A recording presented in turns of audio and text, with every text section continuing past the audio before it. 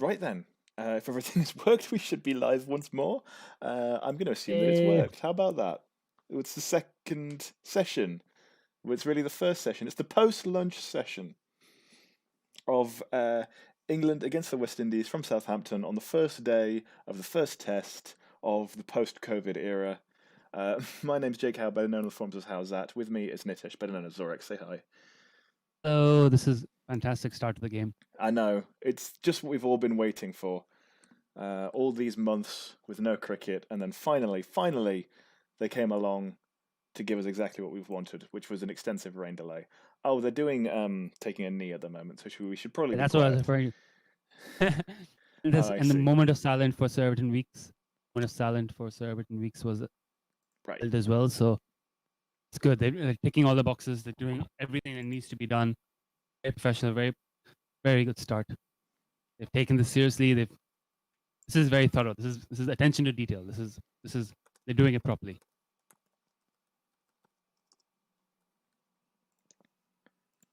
Roy Burns on strike, getting warmed up. 16 test matches, 979 runs, an average of 33.76, Yep. 650s and 200s. And he was See, looking that's in. He was Mar looking at Roach taking the new ball. Burns was looking in some trouble after the summer. He only averaged just under 30, I think, which wouldn't have been good enough. But then made some good runs in South Africa.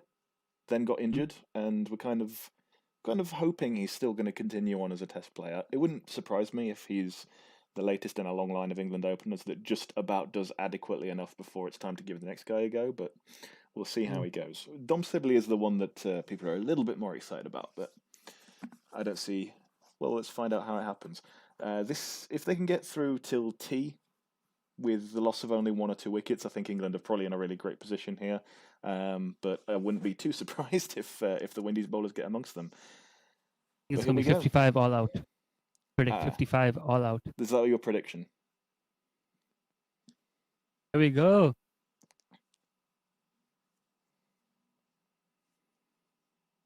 Kumar Roach bowls the first ball from round the wicket, and it's defended off the back foot by Rory Burns, and it goes out to Gully for no run. That's the stuff. That's what we want. Ahead of you. My stream's ahead of you. Okay, do you want to take the ball by ball then? Are you up to the second ball yet? Second ball. All right, go ahead and narrate it for me. We've got 3 slips and a gully. Man on the leg side, but off standard remote. Kemar Roach is running in. Back of length, bit of shape away from Rory Burns, just lets it go by. No run. Classic Test cricket. People, the excitement of Test cricket, it's always in these first few balls. Anything can happen. Yeah, and Anything can usually what normally happens is like a couple of leaves, a squirted back foot defence that dribbles out into the offside, and then maybe a single. It's like for me the difference, the similarity between cricket and fighting is kind of like in the opening rounds, the opening exchanges as Roach runs into bowl. It's in the pads, exactly in the pads. Rory Burns takes a shuffle across. He's actually picking it off from middle stump.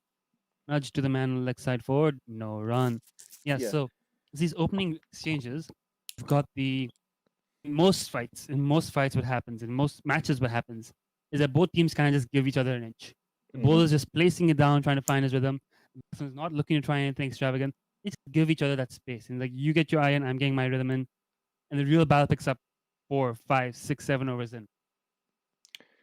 Roach into bowl again. Oh, he set him on the pad. Huge appeal. Huge. They clipped the off stump. Ooh. Come on, Roach. Can't believe it. That one moved in. Rory Burns padded up to it. I think clipped his pad nicely on the way to the umpire, who held it. Keeper. They've gone for the review. They've reviewed it. That's interesting. My first thought was, I can't hear it, so that's a problem. But it might.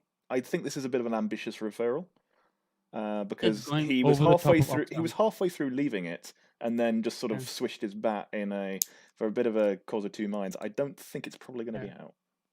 I'm wondering if it hit this pad, and they're going for an LBW. Well, if it hit his pad, then he's been hit outside the line of off stump, and he did get his bat involved. Exactly right. Oh, did it clip this stump? Must have grazed his thigh pad on the way through.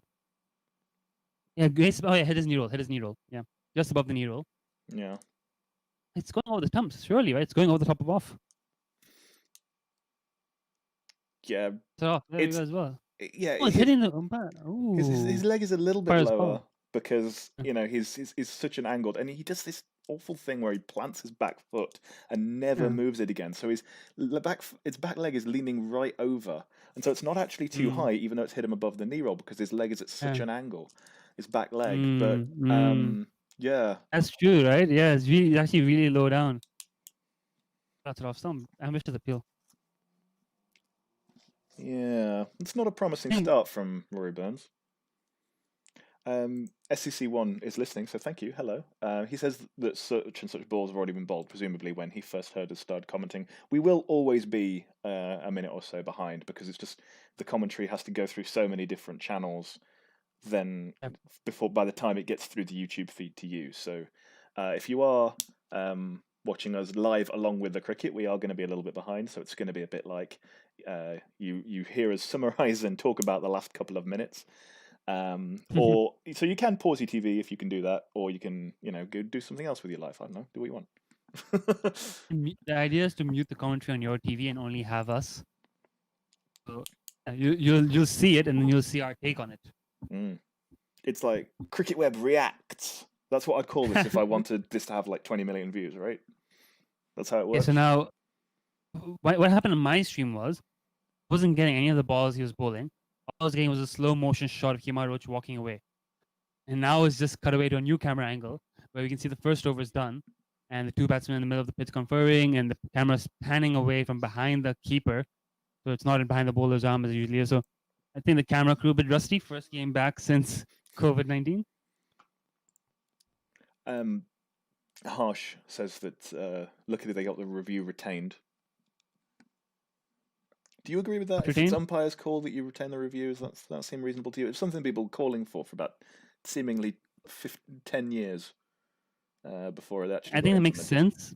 It makes sense, but it wasn't not out on umpire's call. It was not out because impact outside off stump.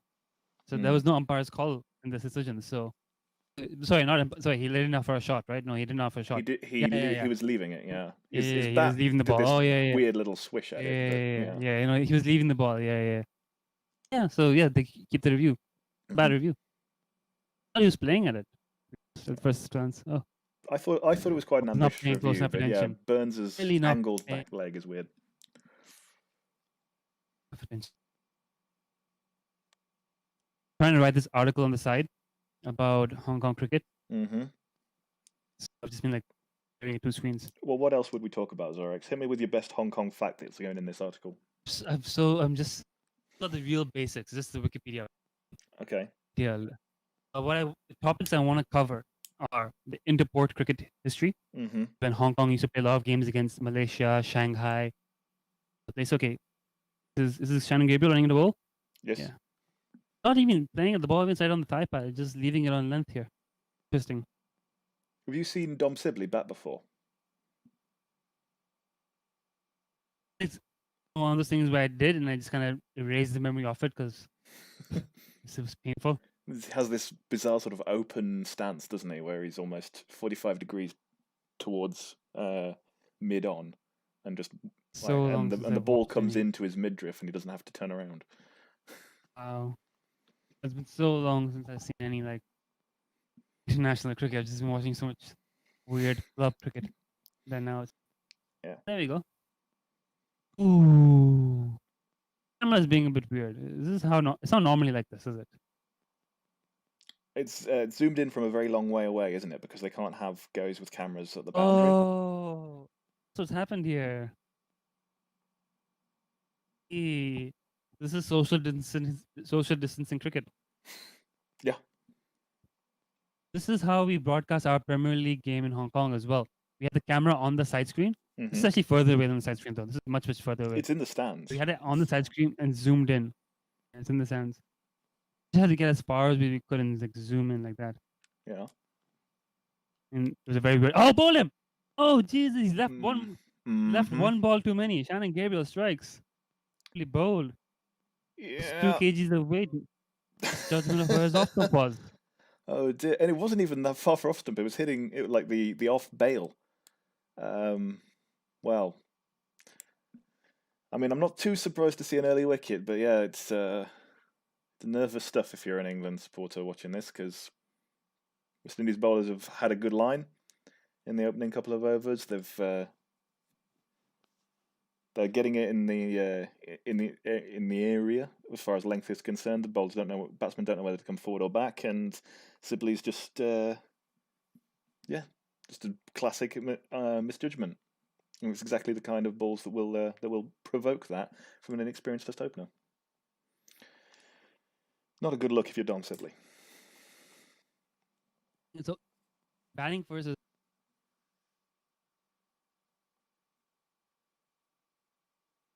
Batting first is really, really hard.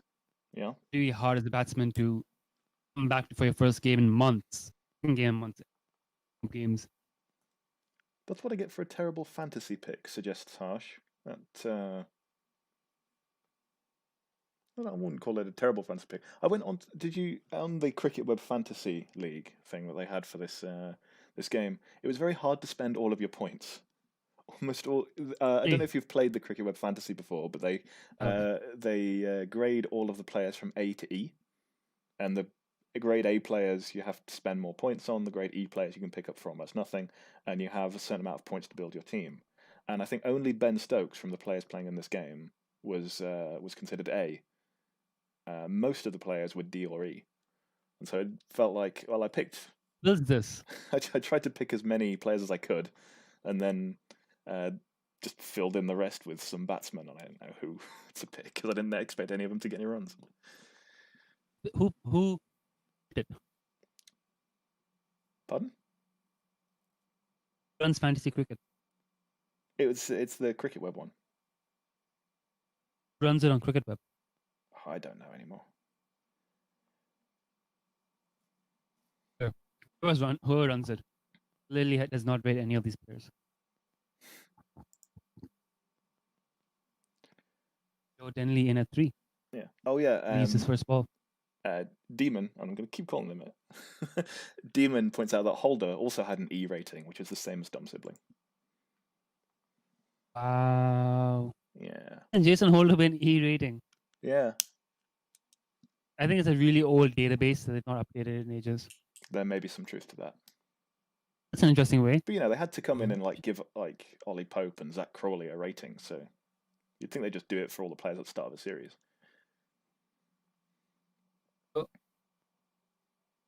I'm just fascinated by the camera angles for this game. They just showed us a delivery being played like a side-on 45-degree. Yeah, really cool. It was like you'd do for a replay, isn't it?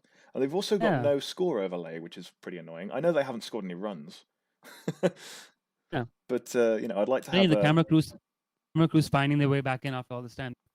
The production crew in the back, or something they haven't played with.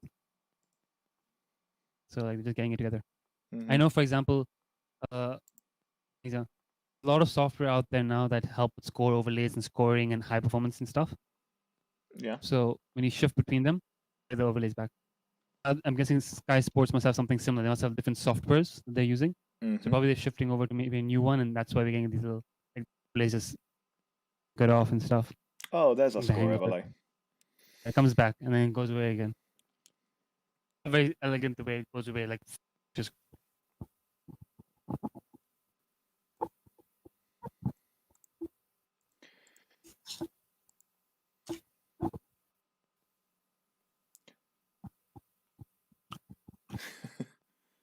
Oh, well played. It's bowling well here around the wicket to Burns. Mm-hmm. In the back foot, scored to the way to backward point. No run scored yet, if I'm not mistaken. No, sorry, no. Still 0 for 1. First run. Denley get a run? Got the over. Right. Yeah, still 0 for 1. And still 0 for 1. 55 all out, Jake. What's happening? 55 all out. I mean, I wouldn't put it past him. Stokes not out 35.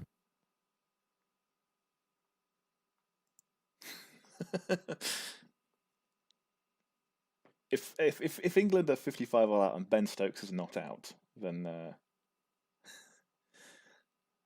and I don't know what I was going to say. Eat my other shoe. It's 2 minutes, not enough shoes. You had to eat a hat. Didn't you have to eat a hat? I don't think I ever promised 3 to have. If I Did you have, let promise me to eat? know, and I'll try and get on that at some point. Did you you promised to eat something you never did? I think it was a shoe, but It was a shoe, right? I was only ruled to be incorrect based on a technicality. So What was the discussion again? I don't I remember don't it. I it's something to do with England against Bangladesh and the game being a certain length, like going to a 5th day or going to a 4th day or something like that. So something like that. Yeah. If anyone here remembers why Jake had to eat his shoe, please remind him in the comments. It's not gonna happen. I mean, I'm sure that I was right to not do so. I don't think you were right not to do so. You just chose not to do That's yeah. How can I say I think so. Ooh, something and then not choose it? I'm curious. they got a single. I think might be a leg by the umpires. All right, So there's a bit of bad in that. run. Runs. So I edged it into his boot. Fine leg for a single. Nice. We only got to do that 400 more times and we'll be all right. Umpires are conversing about something. Something happened here. Having a chat about something. Well, I mean, you can't Is it just leg let by a or not? leg by go without Oh, incident, can you? you gotta make sure it's a leg by or not. I don't know. I think was it running on the pitch that they're talking about? Something like that. Yeah, get I can't those hear the cheating actual commentary bastards for this off. match. I've muted that. Muted the actual commentary of this match. I don't know what the actual people who are experts paid to do this are thinking. As well, any context or any feedback. Usually, commentators get feedback from like umpires and stuff. They have a walkie-talkie with a production crew, and messages come to them. We're getting no messages here, Jake. We have no information whatsoever. No, and we have comments, but They're informing us. Inform us in the comments. Correct us. tell us what's And happening at any time that you like, because the point of commentary is supposed to be that we inform you of what's occurring, but that's clearly not happening, is it? but this is just showing us how little we understand. Asking you to educate us. Basically, what's happening It's right one now. for one at the end of the 3rd over. That's what's happening at the moment, guys. The The end. reason we're not commenting on all the individual plays and leaves. Harsh says Burns' stance is such that he should get squared up more often than he Ver's does. coming back on. Ver's coming back on. Yep. What the umpires are talking about is raining. Finish the over, and now the covers are coming back on. Well, we got 3 overs of good cricket there, Jake. We got 3 overs do you of some think? cricket. We didn't. And we got a wicket. We got a referral. We got a lot of action in those 3 overs. Most of it uncommented on. So we're off to an absolutely sterling start. Any Cover the referral a fair bit. Yeah, but 3 overs, 1 for 1. We'll talk about that. Rory Burns is 1 not out, having faced the vast majority of deliveries. Dom Sibley faced 4 deliveries, on the last of which bowled him as he left it alone from Shannon Gabriel. Kemar Roach has bowled the 3rd over, so he has 2 overs, 1 maiden, none for 1, and Shannon Gabriel has 1 over, 1 maiden, 1 for none.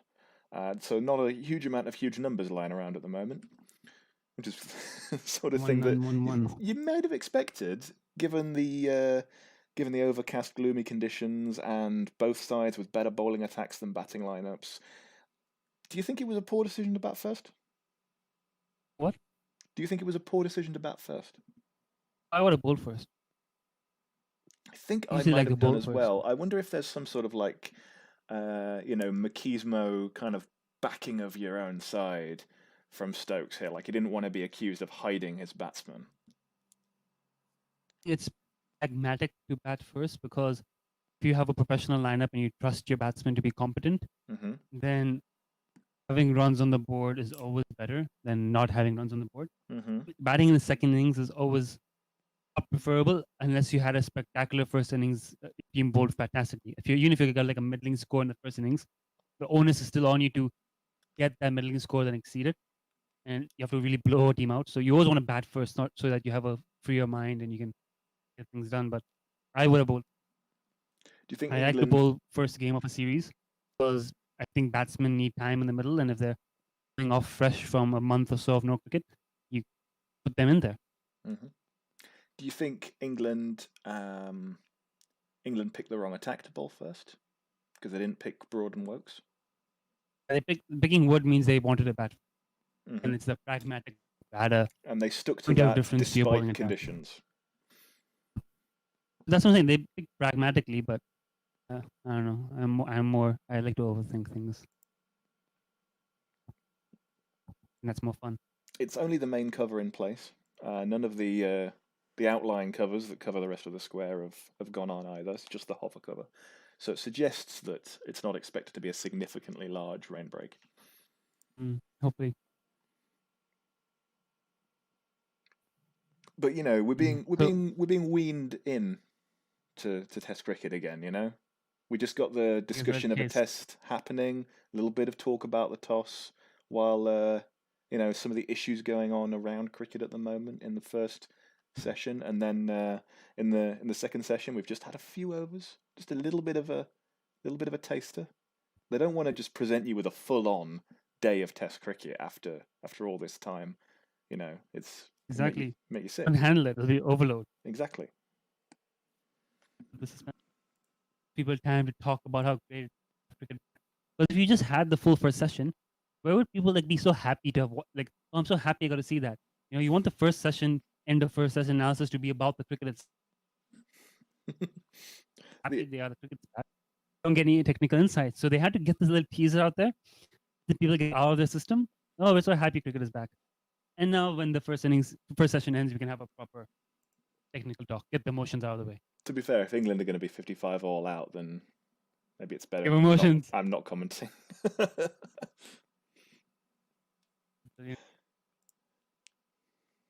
Hong Kong cricket.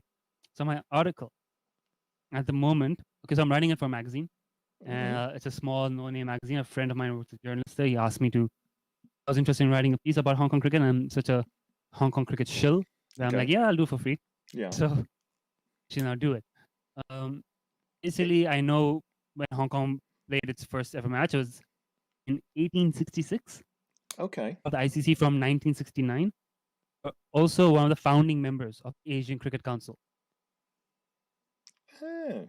Part of our history. This is why we're not China cricket. We are Hong Kong cricket, because the colony got out. It signed up and became a full an associate member. I'm sure that I had no doubt that the cricket team is older than the 1999 or 1996, whatever it was.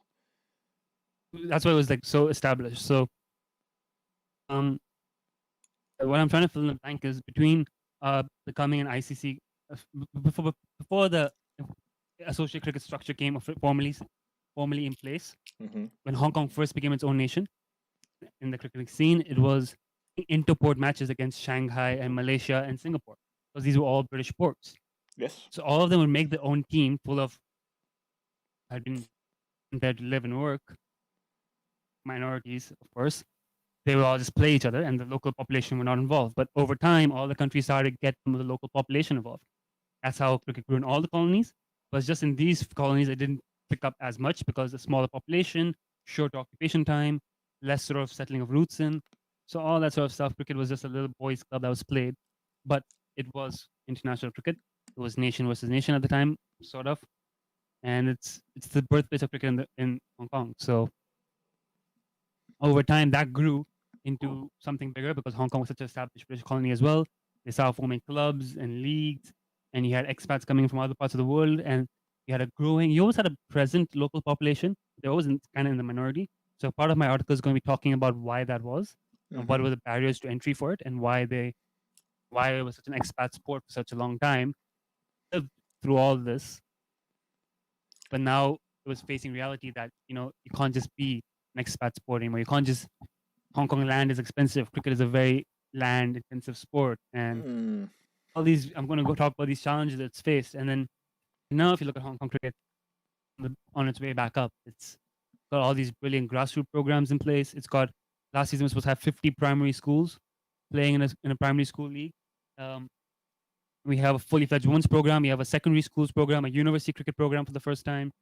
We have two ethnically all local Chinese cricket teams in the under 11s, and we have other age group teams. We have men's teams. Women's team has got a strong local population, and it's also second generation immigrants, people who are born here. Like our team is so much more of people who are born and raised here. We're all actual Hong Kongers in Hong Kong cricket scene right now. A lot of real Hong Kongers are here, and that's what's fantastic because it's what's going to take the sport forward here. So yeah, so that's going to be sort of the overview of the article. Thank you. Get into Who, the who, little details of stuff. who are you writing for? An online magazine or An a actual local publication? magazine. So it's a Hong They're Kong both. So they publication. have a hard copy that distributes within Hong Kong, Hmm. the Hong Kong-based magazine. I have an e-copy that'll come out 1 month after the hard copy, if I understand correctly. I find it interesting when you're talking about Hong Kong, Singapore, and Malaysia playing against each other, predominantly at that time as expat sports, because it's the fact that in say Bangladesh, for example, cricket has become a sport for the masses in a way that it didn't really do in Hong Kong, Singapore, and Malaysia. Why do you think? What do you think the big difference is between places where cricket took off and places where it didn't? So there's a very good podcast. See if I can get something about history of cricket. The guy who made this podcast actually advertised it on the forum. So I'm sure a few of our listeners remember this, where he talked about the rise of Asian cricket, Hmm. and especially specifically the subcontinent, how that sort of grew and developed. And the fundamental thing is people who are the British occupation of the subcontinent was, I guess, more of a deeper relationship with the local population that they had a level below. It's a big country, it's such a big region of land that they had layers of governance. So you had local population involved and mingling with the colonizers, with the elites, and you had sort of therefore sort of a cultural exchange in some sort of way where they actually taught cricket as a way of civilizing the population, and that's kind of why it took off in other British colonies as well. Mm. It's that was kind of like we're making you more British. We're sending you to English speaking schools. We're teaching you manners. We're teaching you tea and our cuisine, and our food, and we're trying to make you God, they never managed that, did something, they? someone that we can trust. What? They never managed to teach them about food. Oh, thing too. They learned about food. They went back and made Indian food the national dish. We've got some comments that are about cricket. If you'd like to answer some of those. Go about it. All right. Honest Brownie says Burns' stance is funny, but it looks like one of those openers who wants to be beaten often, but not nick off too many times. We'll see. It says seems to try to go off the ball if he sees he is beaten by the movement. I think that's just part of this angle that he plays at. He has this odd sort of back leg movement. It doesn't move straight. He's constantly playing across himself, so sometimes it's going to be inside the ball, especially when it moves away from him. That's what he's saying. He's saying that's deliberate. That's a intentional tactical strategy that he wants to always be inside of the ball. John Heads, who is either Athlai or somebody pretending to be Athlai, says that are Mafia games better with Athlai and suggests that the answer is yes. But if it is him, then why doesn't he play more often? This is what I want to know. So what's the question? He says, are Mafia games better with Athlai? He then offers that the answer to this question is yes. However, I put it to him that if that is genuinely the way that he feels, why hasn't he been playing? Question. Oh, he answers that with laziness. Fair enough. That's understandable. Silly Cat Corner says that Burns almost looks like a Graham Smith in his stance, but he has his fallacies, though. I'd be perfectly happy if he manages to be anywhere near as successful as Graham Smith. I think it's safe to say. I thought talking about M. Smith was banned here. He's retired for a reasonably long time now, so I'm getting a little bit over it. Oh my god! Nonetheless, I will suggest that anybody who, for example, picks him in a draft 11 can not enjoy my support. Or any. So whatever the draft 11 is, lineups that Howe would hate the most. Ooh. Oh gosh. I would have to abstain from voting in something like that, right? Because why? Because clearly, part of the challenge is just suggesting the way that I feel about certain things. So if I was to wade in there and offer the conclusive viewpoint, which, by the way, would be the only time in Cricket Chat that I would be able to do that, then it would obviously end the discussion. So I would at least, I would have to wait for people to voice their own views. I don't know if it would be a winning pick, but it would certainly be the way forward that I would approve of. Oh, and he also Honest Brownie says Smith was a bit more upright. He was looking to play more onside. I think Burns seems more of a defensive ploy. I mean, he's been batting for 2 overs, so we'll see about that. I think he has quite a big leg side game. There's also been points out that Athlai is actually in the current game, which I will have to take your word for because I'm also not playing in that one.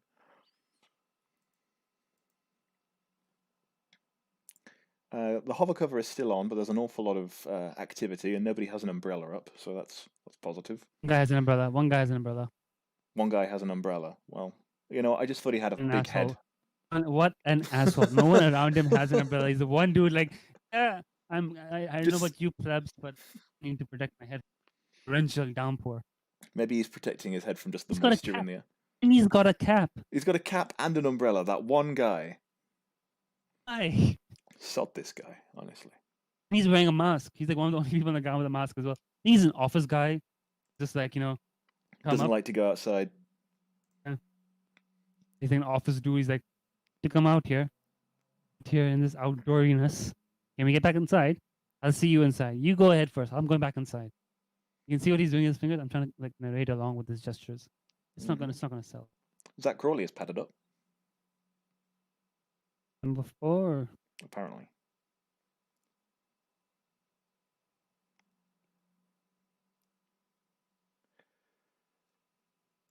What else we got?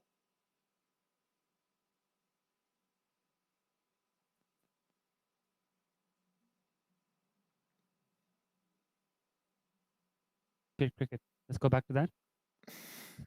The dead horse. There's not much else to talk about in this. Sadly not. A few comments from the Cricket Web thread. Some people saying they missed the first 3 balls to the over on Sky, which is strange.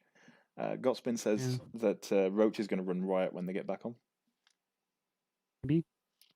Sounds plausible. I'm still predicting 55 all out, I think. Yeah, the guy's a good This bowler. is ripe for 55 all out. Woodster says could have lost both openers to leave. Understandably seems to be a ploy to leave anything they feel is not hitting early on. It's not quite got the radar yet. But yeah, there will be a lack of confidence, won't there? Getting the bat to it early on because you've got guys who aren't really established Test players, not yet anyway. You've got a good attack, you've got overcast conditions, and they've all not been playing. They've not been playing for ages. Not pre-season, not county, not anything. So is it small wonder that they're reluctant to use the bat? That's why I said I would have bowled first. It's like why I would have. I think Jason Holder wanted to bowl first as well because there were very few times you choose to bowl first, and when those opportunities present themselves, you do it. So that's my take on it. I like bowling first. Cover's coming off. It's going back in. He looks very anxious.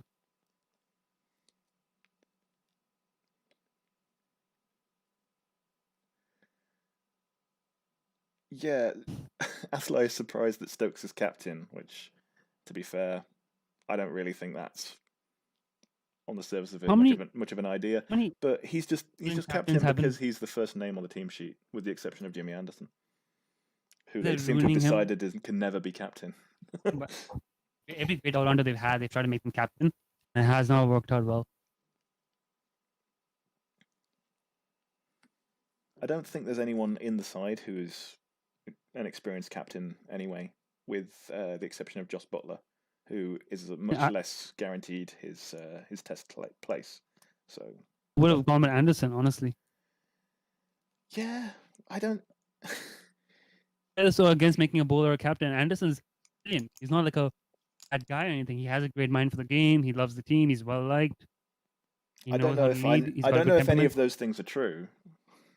I rate Anderson. I understand people think he's a bit of a hothead and stuff like that, but none more so than I listen to that podcast, Tailenders, once in a while. So does he come across as somebody like with a tactical mind on there, or does he? Every time I've seen Anderson in an interview, they're almost always talking to him about his wickets, which is fair enough, which is part of the reason for this. but he seems to concentrate almost entirely on what he's doing and doesn't really talk about his teammates very much. And that's probably just If you're talking about a captain for one game, it's fine. We're well, talking about captain for a series, right? That's something I like. I feel well, like they're so eager to give these all-rounders like Stokes and Flintoff them, and every all-rounder they have. well, they wanted to give Stokes vice captaincy. Vice captaincy is It's going to over, be a thing. Then when Root misses a game, you are the captain, right? yeah. I'm saying So that's overburdening them because they already have to worry about the batting and the bowling.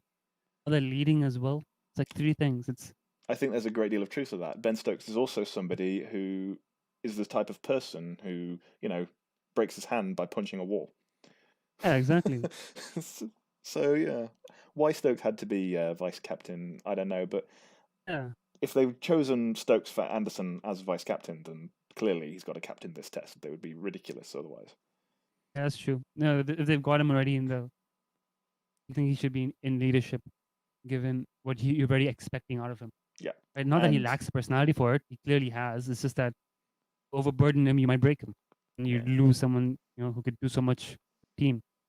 Others says that Butler should be Butler easy peasy because there's more of a lock than Tim Payne. But that's a little bit different. Tim Payne was brought back in to be a captain for a bit, as far as people could understand.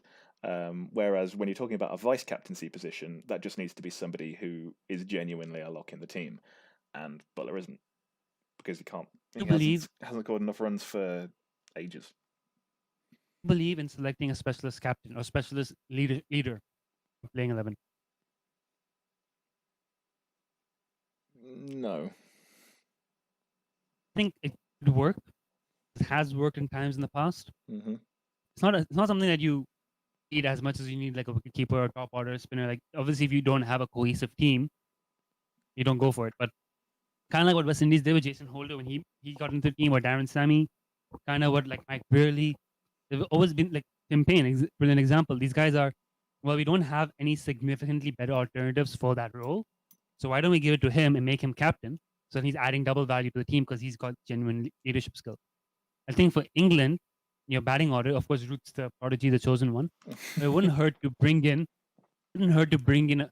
one guy for the middle order who's on the league of Denley, Crawley, and the likes, like someone who's Rory Burns, someone who's going to get you 30, 35 batting average somewhere around there. Well, it would need to be But top order.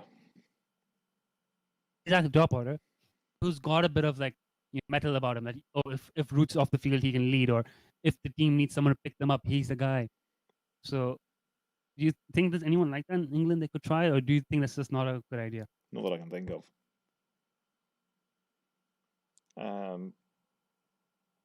Who's the best captain in the county circuit? I don't pay attention to county cricket anymore. Come God, on. God. Others suggest Not a Darren Sammy and Jeetan Patel.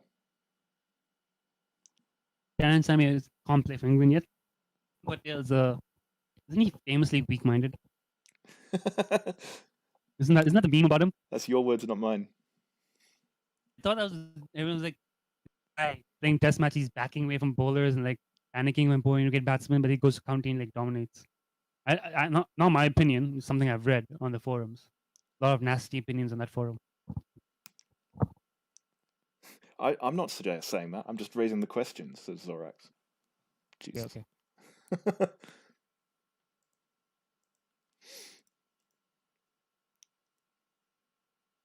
Still, we're still waiting to get back on, I think is what's that. Others says he's unsubscribing.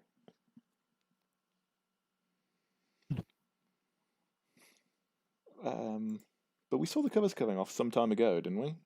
And we've just got West Indians sort of hanging around on the boundary hoardings at the moment. It's unclear what exactly is happening. Again, that overlay needs a bit of work.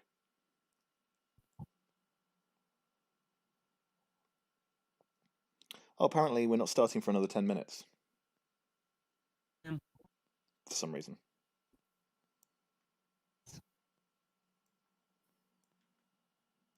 Waiting for like the all clear from groundsman. He's just setting the ground up.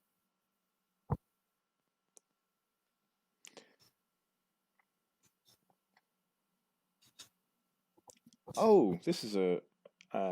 I think I know who this is. Uh, Somebody called Hundreds of Fifties Two.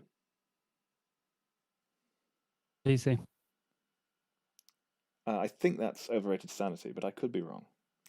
As is going Say. to bed because it's 1:40 in the morning, I wish you all the best. Oh,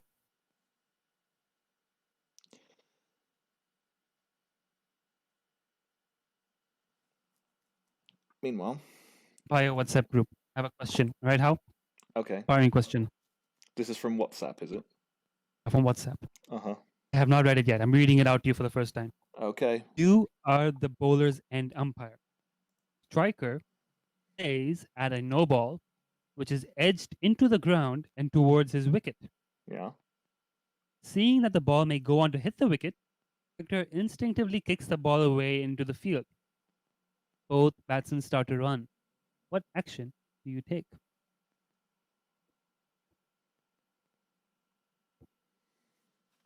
Hmm. What do you think, Hal? What's a no ball first? So you can't be bowled or anything. So the notion of I'm not sure if the notion of trying to protect your stumps with your feet being legal is actually applies because it's a no ball. I think it applies because you can't expect the batsman to know it's a no ball, that instinct. So, like, he's just playing the ball, he's protecting the stumps. It's not about whether or not it's not about whether or not he could get out by the ball hitting the stumps. It's protecting the stumps. I see your confusion there, but I would lean towards the kicking the ball is illegal. All right. Then the run. It's a dead ball if you're trying to run for things that you didn't attempt to play a shot to, but he did. So did he? Does it say whether or not he tries to play a shot? He's at it. He edged it into the ground, and that's why he's kicking it away. I think the run stands. So I think what happens is, because he's kicked the ball away from the stumps, at that moment the ball becomes dead. Trying to run when the ball is dead. Even though he was playing a shot. He wasn't playing a shot. He edged it. It was a shot, and then he kicked it to get away from the stumps. So that moment of kicking it to clear it away from the stumps, I think that is a new action. He's no longer part of playing the shot. Running as a result of playing a shot. He's running as a result of kicking the ball. Okay. I think the laws say that's not allowed. I think it explicitly states you can't after kicking the ball, or it says that ball becomes dead in that moment. Okay. So depending on that wording, I'm not sure what happens next because ball is dead the moment he kicks it. But if it's him attempting an illegal run, what the rule is that the umpire should let them complete the run, because if they get run out in the process, that will stand as a wicket. Yeah. And once the run is completed and they're not run out, then signals that the run is disallowed and sends them back to the play. So you reckon it being a no ball is nothing to do with it? Yeah, that's what I'm thinking. The no ball is a red herring. Okay. I think it's a red herring. It's just try to confuse you. I'm not sure. This is I have to read them again. Yeah, but these questions are like fun. Yeah, I believe you, but you just have to look up the laws surrounding when the batsman's allowed to defend his stumps with his feet, and then what happens subsequently. Exactly. It's just explicitly. No, he can't run on it. That's what I'm sure, but I don't know if it's explicitly banned. That it says that you can't run after protecting the stumps, and there's a consequence for that, or if it's just the ball is dead, and then what happened? That's why I don't know. See that part. All right. Anyway, looks like we're back on. Curious noise. Thank you for that. Yeah. Just a general moan of excitement from Zorax on the other end. Oh yeah. And here we go.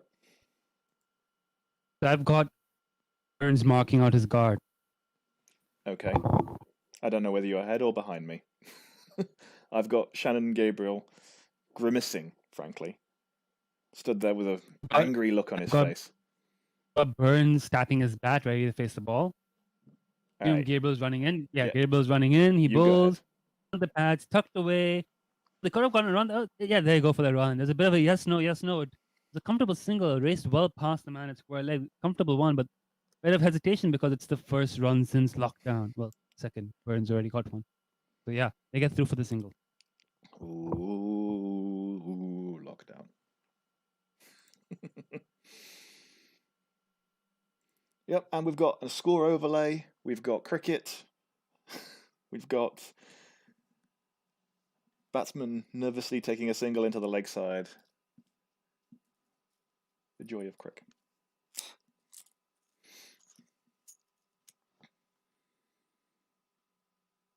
Here comes Gabriel running into Denley. Balls are short and outside off stump. Oh. And it's slightly short outside off stump. Denley goes for the pull. Absolutely makes a mess of the pull. It drops one bounce to mid-on. That was nervy. I had a net session earlier today. Did literally that like 5 times. Not very good on the pull shot. Did you? Were you like doing it 5 times to practice the shot, or did you just feel like it was just the error that you made in that session 5 times? Trying to get the pull shot going. I was trying to get the shot going, and short balls outside off stump. I pulled that like 5 times, and here you go. Another good length ball there from Gabriel to Denley, who blocks it solidly. Much better technique. Mm-hmm. Yeah, I'm not very good at most shots to be honest.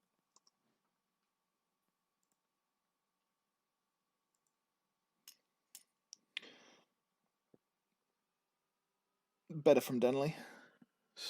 Straight bat. Going to the speed gun, Shannon Gabriel is 89 miles an hour. Ooh, so it's advice pretty early on. You go first. Pretty decent start. Usually in. Ooh. Go on. Happened there was one ball cut back in sharply from Gabriel, and he left it, and it was close to his off stump.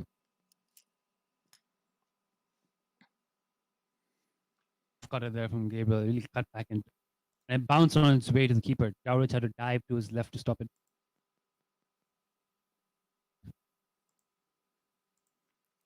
You're on your own at the moment, as I'm having some technical difficulties. Issues. Okay, Jake's going to solve that. I think what I was going to say was the advice that the bowler should focus a bit more on line and length and movement, not try to bowl too quick from both teams. Mm-hmm. Gabriel though seems to not care. Like he bowls quick whenever he can. He's quick bowler. He's aggressive, quick and full again on a good length. Tucked away to mid-on for no run. Gabriel looking good here at the moment actually. He's not that tall, Gabriel. 83 miles per hour. Bit stockier. And with open-chested action. But the conditions are there for him. If he manages to present the seam properly, then bowler full length, he's going to be dangerous. Well, so far. The quicks have bowled pretty well so far. Yeah. It's just a case of seeing off these opening spells at the moment for England. And if they do that, like I said, if they get to tea, admittedly with a bit of a help from rain, only 1 down, then they'll be fairly pleased with the afternoon. Looks like the umpires are having a little conversation. The players resuming. Gabriel's seam position. He's the one ball which cut back in sharply was a proper off cutter. The seam was rolling around. Hasn't got much orthodox looking swing. Oh, that goes off the inside edge. Pass down to the fine leg fielder. Long leg fielder runs down and collects it for 1 run. 86 miles per hour. He's cutting it back into the right hander. So again, that one, maybe it's a subtle movement in. We're going to have to see the replay if they show us. But yeah, inside half of Denley's bat for his first run for Denley. 3 for 1 in 4 overs. Off the mark. Here's a replay. Over. Ooh. This ball was a good one. Beat him on the outside edge. You can traditionally expect Denley to get into double figures. There's a replay they just showed us of Sibley's wicket. Yeah, it doesn't look great viewing if you don't Sibley, does it? To be honest, I don't think anything. It's a really nice delivery. It does come back into him. Clips the top off. It's just exactly what you wanted to see if you're a right arm over bowler, and he gets substantial movement compared to the previous ball. I don't think Sibley's particularly going to be ashamed of himself for getting out to that. It's a nice bit of bowling. Leading best leading pace bowling attack since January 2018 has been India. What world do we live in? Second West Indies. Second West Indies. But they're South all Africa, good, aren't both they? With Australia. the exception of Sri Lanka and Bangladesh, which is to be expected because when they bowl well, it's because of their spin attacks. They're all good. England are the lowest on the list with about Yeah. 26.7, and everybody else is there or thereabouts. So, we're living in a time now of successful pace attacks. Is something happening? Someone's run onto the field again. Jason Holt is shaking. Oh my God, it's rain. The cover is back on after 1 over and 1 ball. Cool. Wow. What times we live in. Literally, only thing worse than COVID. Funnily enough, according to the weather forecast, it was supposed to be that all the rain was before play. So Worse than COVID. normally, when the rain forecast is particularly bad, you actually get more play in than you expect because the forecast only predicts like percentages for rain. And when I looked at the percentages this morning, it was pretty much like 10-15% all day, which usually means it's not going to worry anyone. Or if it does come on, it'll just be the sort of thing that quickly blows over and they don't bother to go off for it. So this has been an unfortunate, even judging by a fairly dodgy weather forecast, this is annoying. It'll definitely be warmer for over the weekend, so it's kind of unfortunate that they, for the first time in ages that I can think of, they tried to start a test match on a Wednesday. They almost always start on Thursday. Probably would have been better off doing that, but that's hindsight talking. Because it doesn't rain on Thursdays? Is that what you're saying? No, I'm saying it was unfortunate that given they normally start test matches on a Thursday, it would have been better for this particular match to start it on a Thursday, and they didn't. There is no way to look at a test If it rains schedule. more tomorrow, if it rains even more tomorrow, Jake, we'll hold you accountable. Well, the point is that it's looking much better on Monday than it is today. Okay. Rains more Monday, Jake. Yeah, well then, by all means. But I guess the reason why I get annoyed about the discussion surrounding rain is that there are a bunch of know-it-alls that decide that they knew it was going to rain beforehand and did nothing about it.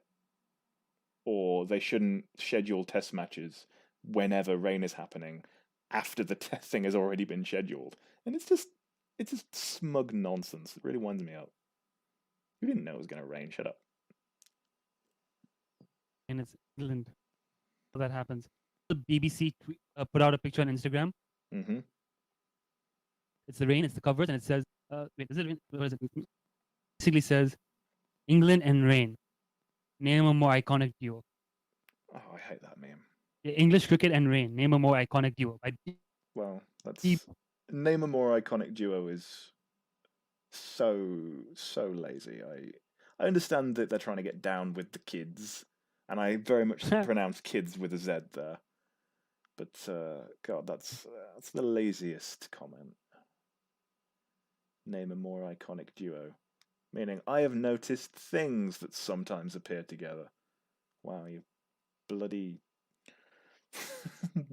what an insightful satirist you are. Name a more iconic duo.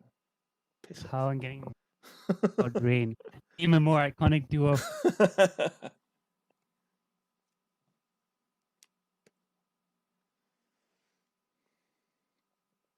Around quite a bit. I think 55 all out is on the cards, provided they can get enough overs in. By 55, you meant the number of overs to be bowled today, right? Oh, 55 runs all out. Probably at this rate, they'll probably need 110 overs since the run rate's like 2. It's considerably less than that, isn't it? What is the run rate? 3/4. Right. 3 out of 4. So they're going to need like, say run is half. That's right. Hannah says Howe and Zorax. I don't know whether she's suggesting that we should name a more iconic duo than that, of which there are many. Or she's just prefacing a long comment as if to say, "Dear Howe and Zorax," and is about to regale us with a particularly insightful comment. Full ground sheet's being dragged on now. Ads for Sky Comedies.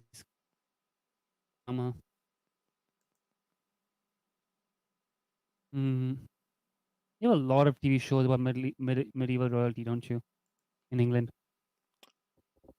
a lot. I think because thanks pretty much entirely to Game of Thrones, there's been a bit of a resurgence. But what they're showing at the moment is a parody. It's going to be a parody Idea of series what? of that like fantasy drama. Saying you have so many of that genre that you have parodies about it. Well, So many shows about it. Hip hop shows nowadays as well. you're just seeing you're just seeing some adverts and deciding that it's a trend. Because I've watched a lot of hip hop shows recently. Netflix. This is a genre. This one is Pop shows on about Netflix. the Wu-Tang Wu-Tang Clan. Clan. Yeah. I've never heard the Wu-Tang Clan. I've heard so much about the Wu-Tang Clan. Hmm. I listen to them. So I think once it gets to a group of like 7 people, remember who's who. Named BTS. My girlfriend loves BTS. It's this Korean boy band. Holy crap, 7 different people. I watch so many BTS videos now. I can recognize maybe 3 out of 7, and I have no fucking idea what the other 4 are. They're all interchangeable to me. Oh, It's look at just this! too many people to remember. Look at this! We're now seeing advertising a documentary about George Washington. God, you have so many. God, there's so many of that as well. Hamilton. There's all this controversy about Hamilton recently. Is there Oh. controversy about Hamilton? What's wrong with Hamilton? Basically, people, including me, Yeah. not realize that Hamilton was not all that historically accurate. It's a musical. Yeah, but see, It's a we don't musical know the with history of US. rapping.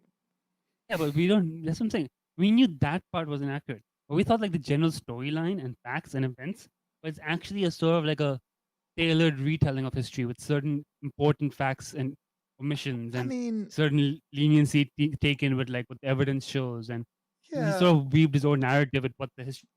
yeah. That's what I Like, didn't realize. I I thought it mean, was like a when was the last time you saw like a film based on events from history that didn't change stuff? Like that's just standard and expected, isn't it? I don't watch films. I don't watch films. All right. Doesn't mean do not watch movies unless unless someone forces me to watch them. Okay, I guess what I'm suggesting is Hamilton's not particularly historically accurate, but like I don't think it was pretending to be. So it's weird that That's strikes what you the as controversy is, controversial. because that's what the controversy is. People complaining, and the guy who made it, and then Manuel Miranda was just like, "Yeah, I know. Who said otherwise?" Like, so, you know what I'm Okay. saying? So So it's just like why? people did not. So is this just you happening to hear about Hamilton for the first time, or is it I saw like generated 5 some articles about it on publicity? my newsfeed. So I saw like why 5 articles recently? about it on my What's newsfeed. happened to Hamilton recently? Because I really rate Hamilton. I think it's a fantastic piece of work. Oh, it's gone on Disney Plus. That's where all the news come from. Disney Ah. Plus, the streaming service, the whole play on it. A lot of people are rewatching it for the first time. That's why these comments are coming up. It's like people are realizing for the first time because they had not seen it before. They actually watched it and they're like, "Hey, wait!" And then everyone's like, "Yeah, no one said otherwise." So That's what happened. on the comments, Hannah says, no, she was actually naming a more iconic duo than the England cricket and rain by posting How and Zorax, which I think is quite nice.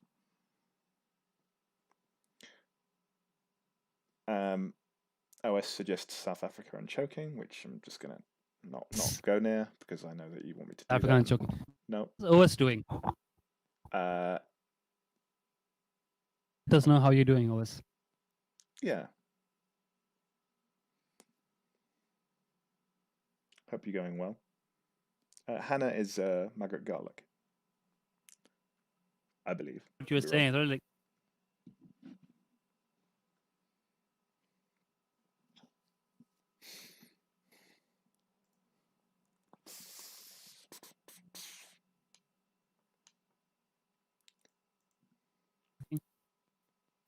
How long has OS been gone? long time. From the forums. I know he hasn't posted for a while. A long time.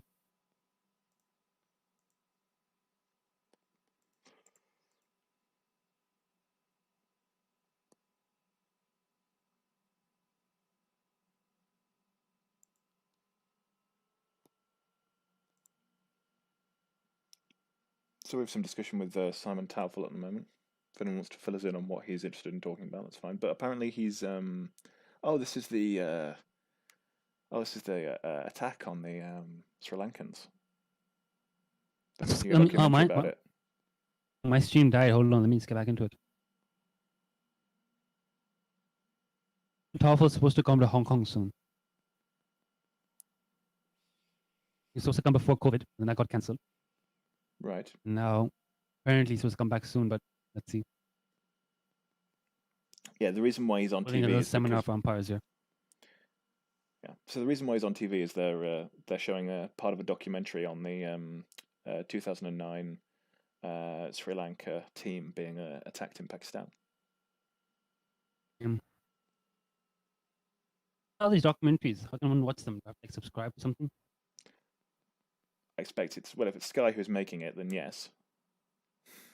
Streaming services Sky that people outside UK can subscribe to. It would be nice, but no, it's generally you pay them like £60 a month or something to get their full package. It's kind of crazy. I mean, it's good content. It is.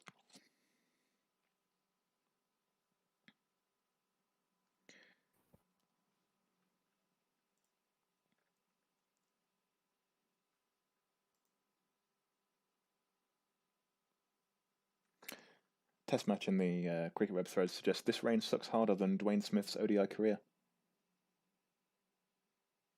Dwayne Smith had a decent ODI career. It wasn't that bad. So I think that's an uncontroversial statement. This rain does suck. Dwayne Smith was kind of below par, but mostly all right. Yeah. So this rain sucks harder than his ODI career. I think it's completely. That's a solid statement. Agree.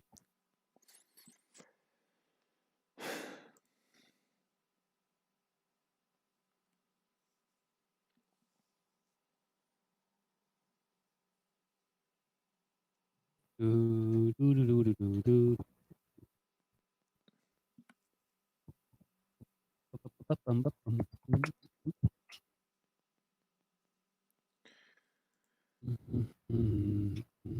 it's rather difficult to find something to talk about at the moment, so I'm going to find out what happened to...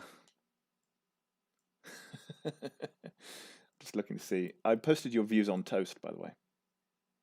People think. Well, Margaret suggests that if we spend more than 30 seconds on this, we've failed as a forum, which is understandable.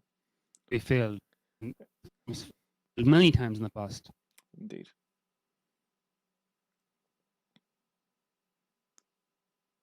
And Demon agrees with you and says, best explanation yet. He's now in the fried bread camp, so well done. What do you say? Demon agrees with you on Toast. Good. I don't remember whether or not he or someone else was the most vocal opponent of fried bread and toast being distinct, but you seem to have made a positive impact on your involuntary return to the forum.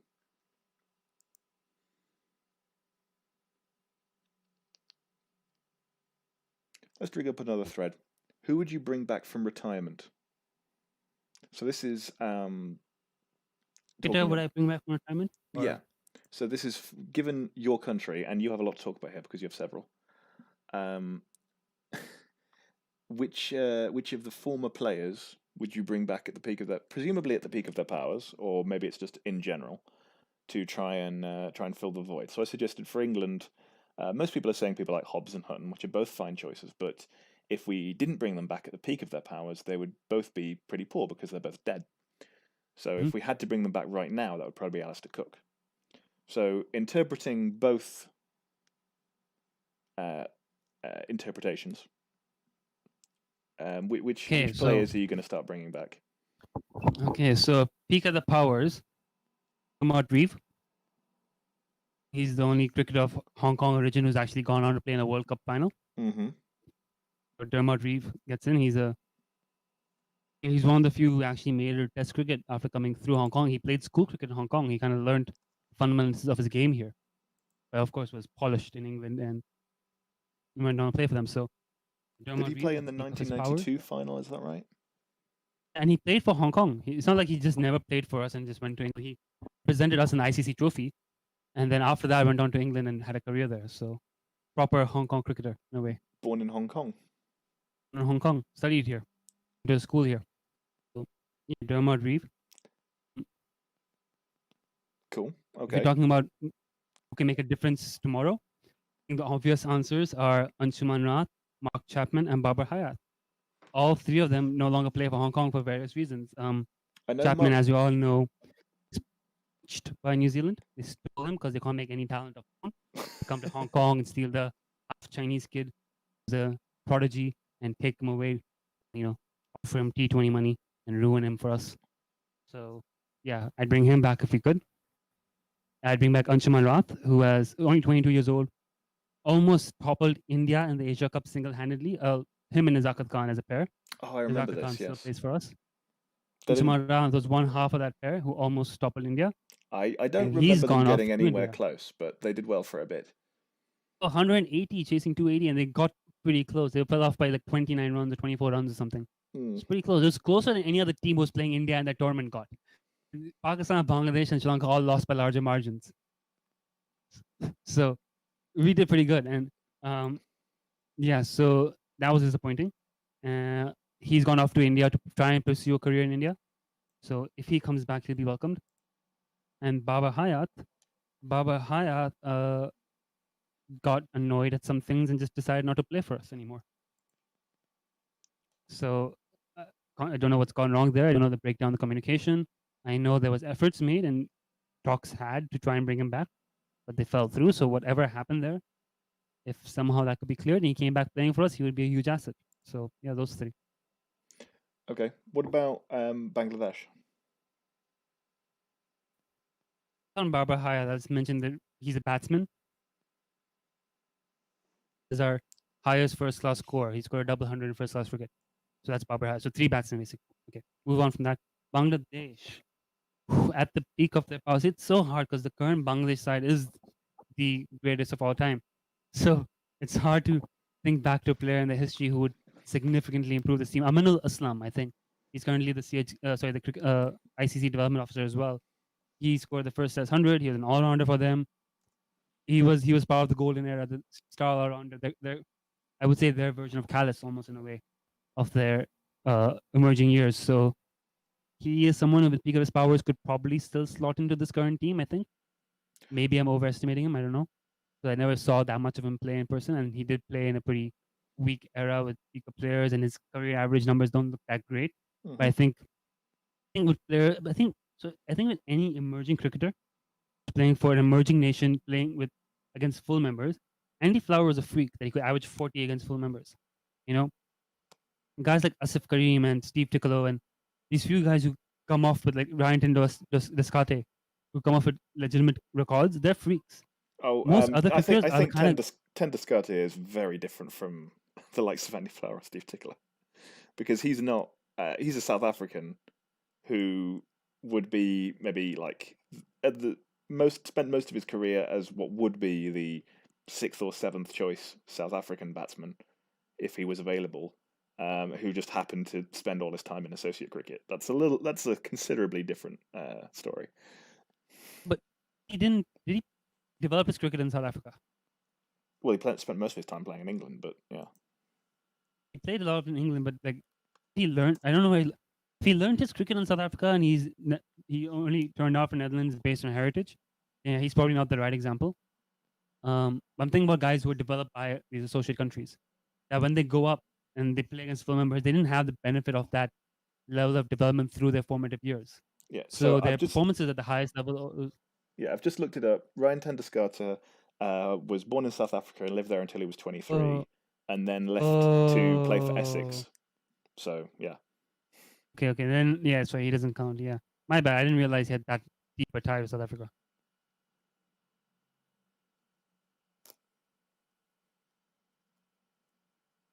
And I think Aminul Aslam and I think Habib Bashar to an extent. I think Mohammad Rafiq.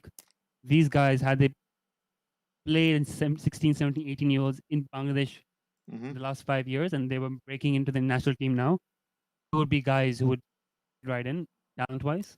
It's just that the reason they couldn't perform to the same level as the current generation is because they lacked that opportunity in their development. And so by the time they got their crack at the highest level, they're already like late 20s, 30s kind of finished products. So it's hard to get that much more improvement. I think someone like Tapash Basia copped so much flack for his stats and everything, but you see how badly a lot of Bangladeshi fast bowlers have done since Tapash Basia. You kind of have to look back and go, well, he had even less development and less opportunities. He could have been something special if he had the right, the right guidance behind him. He could have been decent. Not something special, but a guy averaging 30 in test match cricket. So what he eventually averaged, I think it still was in the 30s. It wasn't that bad. Maybe 38, 39. So I think for Bangladesh, you look at that era and you kind of go, maybe guys from that era are guys who you'd bring back right now. But if you teleport them as a 30-year-old into the current team, I don't think of anyone who will actually fit in just on skill. Fair enough. Ashraful at most, but he's a lost cause. In terms of who can come back tomorrow, quite a few guys who could probably do that. I think Abdur Razak, the left arm spinner, he's one who I think he hasn't bowled in a long time, but he was such a good bowler. He was such a really, really I good think player. Bangladesh are fine for finger spinners. I think they've got Mahedi Hassan Miraz. They've got Tajul Islam. They've got a handful of pretty effective finger spinners. What I mean is, someone like Mehdi Hassan is a wonderful prospect for Test cricket. Bowling in ODI is just killing him, and I want him to only play first class cricket and Test cricket and no more limited over stuff. A guy like Abdur Razak, we haven't had an ODI spinner who's matched up to him in recent times. We've had Tajul Islam and all these guys come up who are decent, but they're not Abdur Razak's level of parsimonious and like gave nothing away and reliable consistency. No one has matched that yet. So I think if he came back and he could play in the ODI side, kind of like Brad Hogg, and just play a long career into his 40s and free up Mehdi Hassan to focus on multi-day cricket, it would be a big step for Bangladesh. Fair enough. I think we've just received news that the third session, presumably the third session, is going to restart at 3:30. They might also have a tea break at some stage after that. But my intention was to commentate for the first two sessions because I really do have to be elsewhere in the next half an hour. So I'm going to say ta-ra for now, and hopefully I shall get some proper commentary done on the second day. And I expect you probably keen to go to bed. I need to go to bed too soon. All right. Up and go to sleep. Thanks for those of you who did join in to listen. See you soon.